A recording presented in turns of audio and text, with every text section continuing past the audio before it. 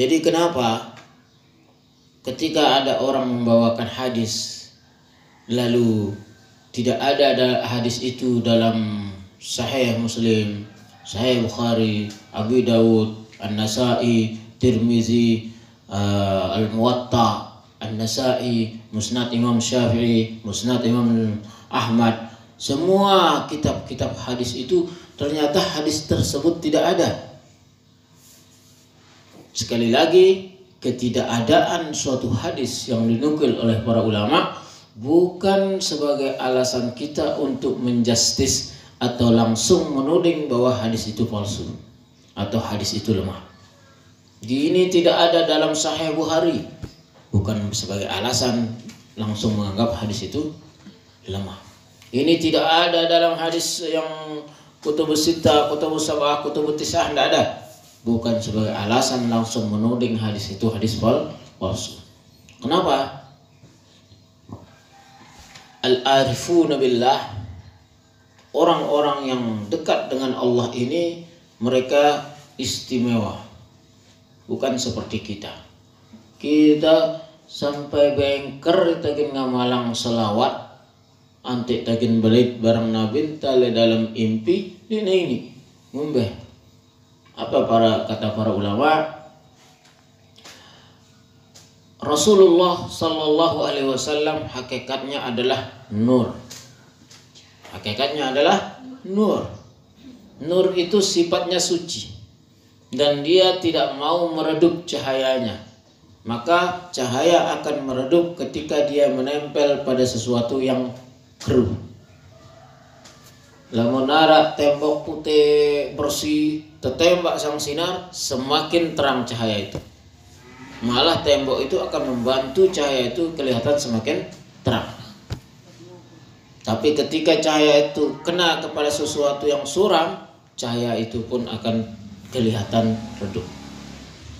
Misal di sebuah kamar yang sudah dicat bagus, warnanya sesuai, nah, tasang kita balon 20 watt. Kita masuk, kita bisa baca kitab terang. Terus kita tasang balon 20 watt itu di sebuah kamar si beruna beplester, masih bedang. Benar kan?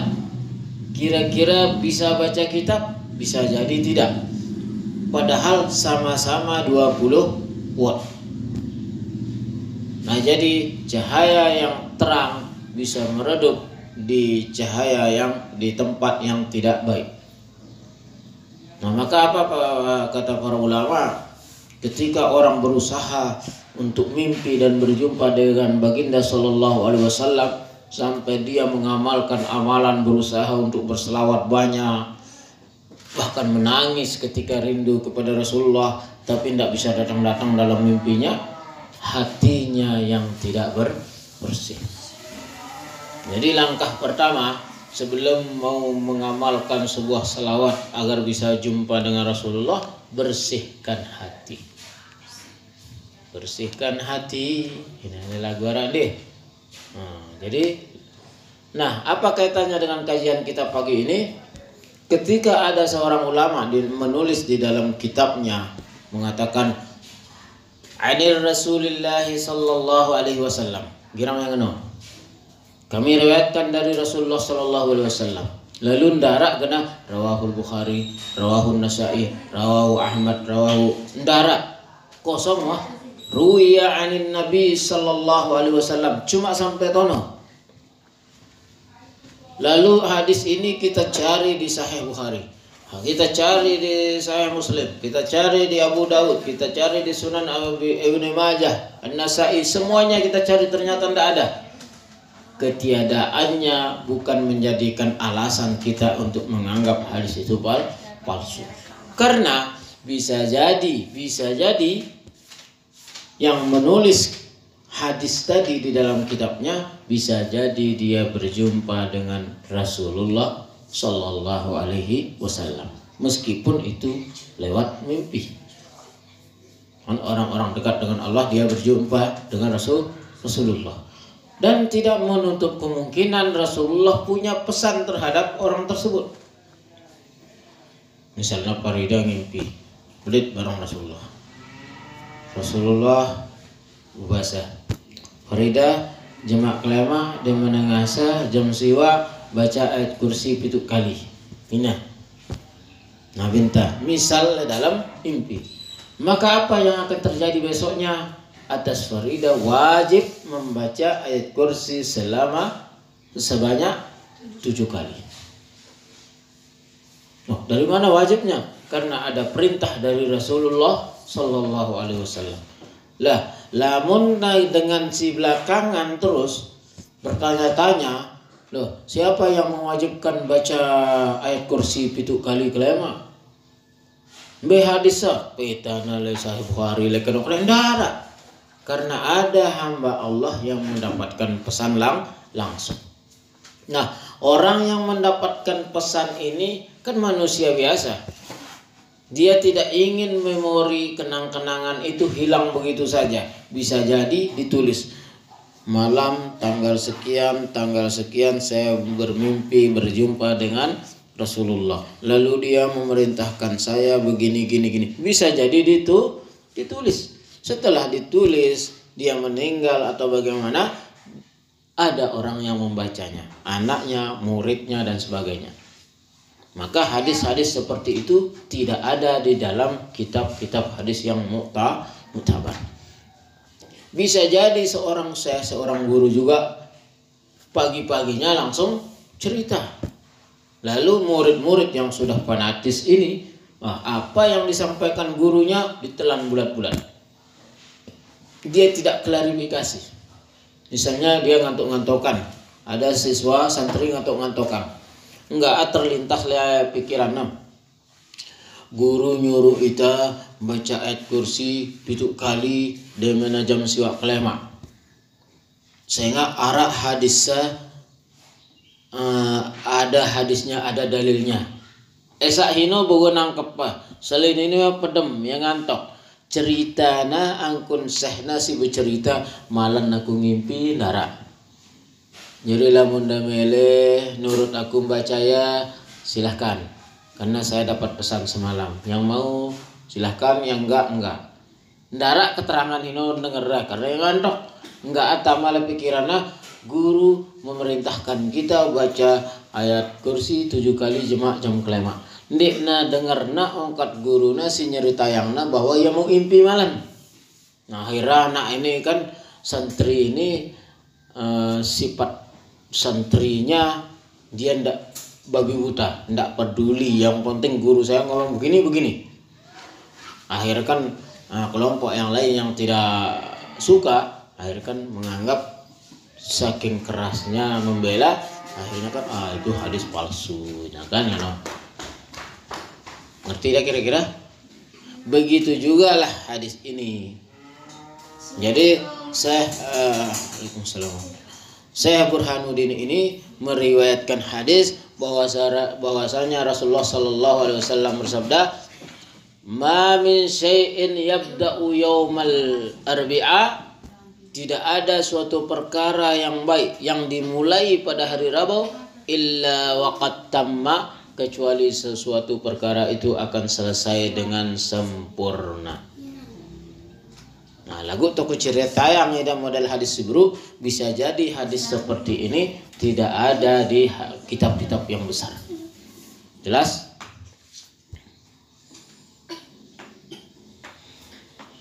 Wa hakadha kana yaf'alu abi wa kana yarwi hadzal hadis an ustadhihi as-Syekh Imam Al-Ajal Qawamuddin Ahmad bin Abdul Rashid rahimahullah. Demikian juga amalan yang dilakukan oleh orang tua saya, yaitu selalu memulai sebuah kebaikan di hari Rabu. Wa yarwi hadzal hadis, dan dia meriwayatkan hadis ini juga dari ustadhu, dari gurunya, yaitu Syekh Imam Al-Ajal Qawamuddin. Ini ada silsilah gurunya. Cuman bisa jadi nggak ada di kitab silsilah hadis.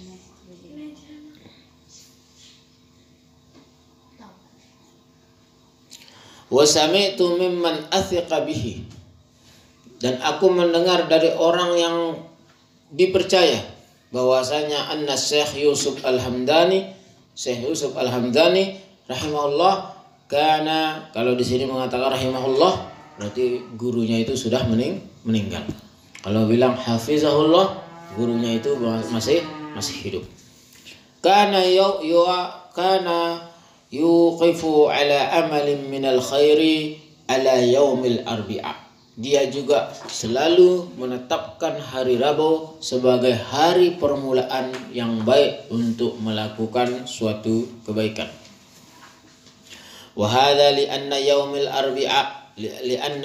arbi'a, dan ini semua karena hari Rabu itu adalah yauma khalaqa fihi nur. Pada hari Rabu Allah menciptakan cahaya. Maka para guru-guru kita dulu jemaah jalur Rebo kutemang ngaji, nah kan? Nah, jemaah jalur Rebo terbuka pengajian. Kita mulai. Kenapa? Karena al-ilmu nurun. Ilmu itu adalah cahaya, dan Allah menciptakan cahaya pada hari Rabu. Itu alasan mereka dalam hal menuntut ilmu, baik halnya ketika dia memulai semua program pada hari Rabu. Menurut sebagian ulama. Sebagian ulama maka semua hari adalah baik. Tapi itu asal kita ketahui saja. Nah, itu masalah penentuan waktu. Jadi kalau kita mau memulai sebuah program, mulai dari ngaluk jadwal ada masing-masing, laun kele bali nak kajata tahu kena. Lalu lebale amalanku macam yang kudiriku jadwal. Piran mulai berlaku, baik dia dimulai pada hari Rabu. Terutama terkait dengan menuntut ilmu. Itu penentuan waktu. Jadi ndak bingung, cuma arak marah nenek kanggo, sok dah tahu ada dua. Deh. Kemudian masalah tempat. Para ulama selalu menetapkan tempat yang nyaman. Pertama, nyaman. Nyaman artinya dia merasa rileks di tempat itu. Lamun harap tok dan tidak rileks, jangan. Itu pelajaran yang akan masuk itu sulit. Cari tempat yang rileks, embet atau nyaman, wah merasa dah. Masing-masing orang tentu akan berbeda.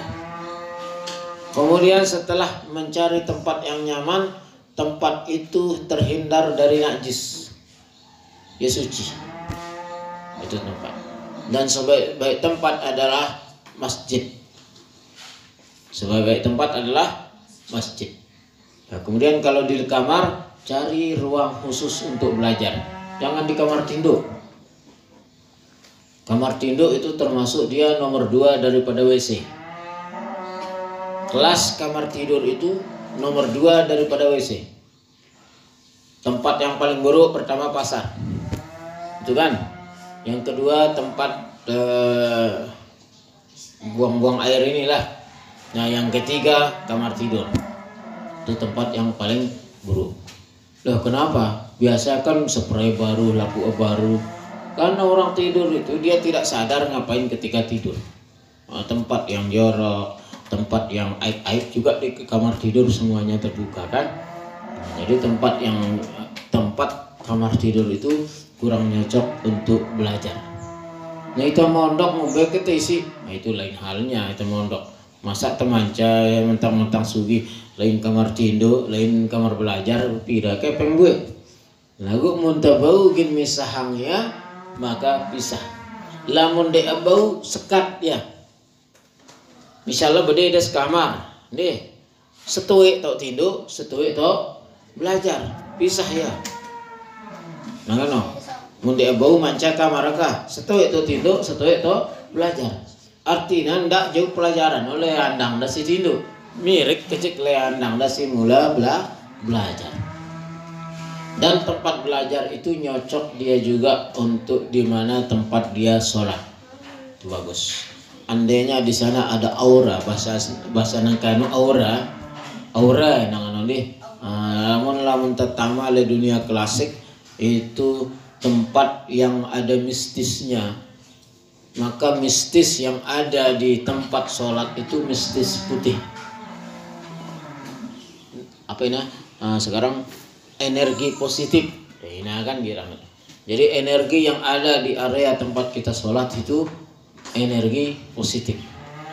Energi yang ada di tempat tidur dan tempat buang air itu 90% negatif. Nah, itu hati-hati. Ini untuk ada yang mentagin tinduk harus berdoa karena di sana area yang negatif. Itu tempat. Jadi kalau bisa manca kamar belajar, manca kamar tidur. Kemudian kalau tidak bisa, tidak bisa pisah, satu itu belajar, satu itu tidur. Dan jangan dipakai tempat makan. Ini girang ruana, tempat ngemil. Jangan. Tempat ngemil itu jangan, sisihkan saja. Nah, kalau tempat ngemil ini dia antara baik dan tidak. Kalau kita ngemilnya bersih, ya baik. Kalau ngemilnya jorok, marah manok ke sidemangan, jelek. Jadi tentukan waktu dan tentukan tempat. Masalah menentukan mulai ini masalah kontroversial. Tapi masalah tentang bagaimana jam sekene kungene, jelo kene kungene itu namanya tanzim. Kalau tanzim tidak masalah, boleh-boleh saja, bahkan harus. Jadi tanzimul waqt, membagi waktu-waktu itu termasuk langkah kita untuk lebih menguatkan fokus. Tentu ketika kita lebih fokus, pelajaran yang meresap akan lebih banyak.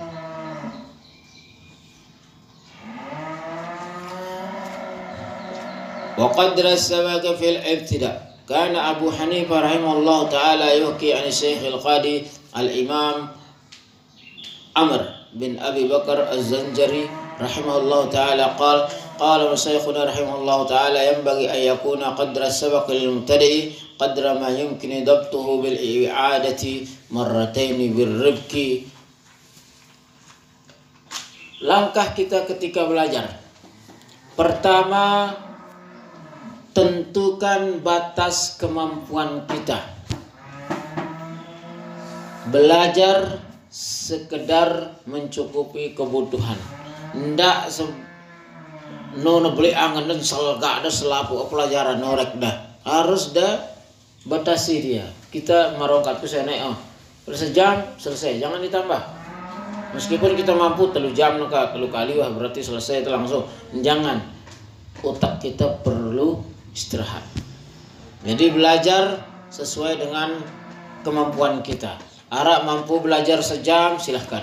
Arak mampu belajar 2 jam, silahkan. Tergantung. Dari mana kita ketahui kemampuan kita? Kita sendiri tahu. Wah ngono belajar. Arak tak longgar perasa tak. Wah bega mau tak. Tu terpaksa ngono balik sekat. Mulai itu sulit fokus wah sekat. Berarti mulai istirahat wah no. Aku hati-hati, ndak sulit tama, sulit fokus, baru udah mulai wah ngano, berarti itu setan wah ganggu. Keruannya kah? Keruannya, dia mentawah mau bega ngano, to bega tama, ya berarti itu sudah tono hentah balong tah, barah malik. Jadi harus dibatasi berapa pelajaran yang kita pelajari atau sampai berapa. Ndak ada paksa sekaligus. Maka balu pelajaran udah pelajarin sekali topol, harus dibatasi.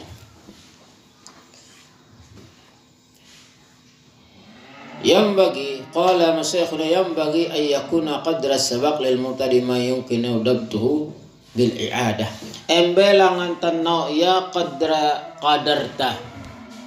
Dari mana kita ketahui sampai tono entah ta belajar sampai tagin tahu gin ngulanginnya, tahu gin nyimpulangnya.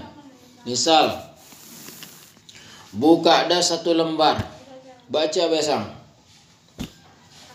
dia mendoah pelajarin tutup, tahu kita nyimpulang pira poin mau tertono. Lembaran pertama ngene. Bau si tande, berarti masih teno. Buka malik, bau. Malik ulang, ekan awal. Embe entah tandek tebau isi nyimpulang tono entah. Tono entah belajar. Dan sekarang ngombe si danau ya ante jelas embe entah desigin wah bau nyimpulangnya lamun dah sekedar mantu tutup ngene renung teh ini sampai Jakarta bau situ merenung ngono kan tapi embe lah tembuk tiangnya ambil pulpen cari kertas kosong tulis apa ya tutup ini tulis misalnya bab kalam. Kalam itu adalah ini. Pakai bahasa yang lain. Kalam ini, tandanya ini. Ciri begini, ciri begini. Muntah tahu ngenok ya, ngadu tulisan tanpa begitu, berarti tamah henok. Buruk ta, berumbu. Ternyata bab kalam ini, ngene. Ngerti wah ku. Coba tulis. Entah judulnya tanda nulisnya, berarti ndek man. Begitu juga ketika kita belajar, ini paham, tes dia, nggak bisa jawab berarti itu bohongan. Dia ragu atas dirinya. Nah cara ndang atas diri, lamun udah belajar lebale, apa sih wah pelajarin no? Tulis kembali. Ino gawe beli yang ada buku tulis luwe. Sanan toa, dia ingin sili, luwe kita korek kena, ino gawe buku. Kan luwe dengan angka demena tamat sekolah no ora 3 lembar isi tulisanna masih luwe kosong lemudi keluwe ngono. Nah, jadi cara anta kenjakan murajaah apa sih wah murajaah hendak tulis kembali lalu kita tulis apa kegen gawe ya nyedak buku nyedak kertas masih beda buku paket enta kan ino gawen buku gawen atum ino genta nyedak atau kalau belajar. Jadi ndak anggap dia mendak tulis pelajaran dia ino. Ketika menulis pelajaran, tulis dah hanya untuk mengetes ingatan dah. Terus barang kan sutang ke kertas ino. Jangan anggap itu sia-sia. Itu proses kita belajar. Nama anca aja mak beli selusin. Jangan keluwe kertas sih anu. Jangan buang. Kalau ada buku-buku terakhirnya kosong tuh ambil kertas kosongnya, tumpuk di depan meja. Ngelui ngono. Apa gen gawe no? Demendawah muzakarah pelajaran apapun. Demenda tutup saya judul, tutup buku paket yang dipelajari. Ambil kertas 01. Mulai tulis apa sih mau udah belajar baru. Munda tahu nulis ya, berarti paham. Nah, itu cara mengukur kemampuan diri. Paham udah tahu udah nyimpulangnya. Buka kembali lembaran yang baru. Nah, lembaran baru ini. Nah, berarti tono hentaha. Milia barah malik. Istirahat dulu. Nah, itu. Nah, ini jarang dipraktekkan.